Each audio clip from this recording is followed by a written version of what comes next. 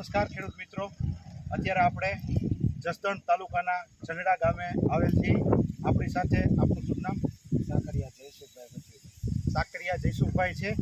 સાકરિયા જયસુખભાઈએ આ મગફળીની અંદર આ મેટ્રોમિક્સ દવાના 2 રાઉન્ડ કરેલ છે. તો આપણે ચાલો મળીએ જયસુખભાઈને. જયસુખભાઈ, આ 2 રાઉન્ડ કરવાથી તમને કેવો ફાયદો લાગે? મારે સિંગમાં બધા કરતાં પાછળ મેં વાવેલું છે તો પણ બધા કરતાં એકદમ સારું છે. અને જે પીળાશ પડતી, મારે ઢીસણામાં પાણી ભર્યું જ હતું પણ એમાં પણ પીળાશ રહેતી. તો અત્યારે મારી સિંગમાં ક્યાંય પણ કોઈ પણ જાતની પીળાશ નથી કે કોઈ છોડવાનો એક પણ છોડવાનો ઉકારો નથી. એટલે હું તો એમ કહું છું કે મેં જેમ વાપર્યું છે એમ બધા મેટ્રોમેક્સ વાપરો, એનું રિઝલ્ટ તમે ખુદ તમારી વાડીમાં જુઓ.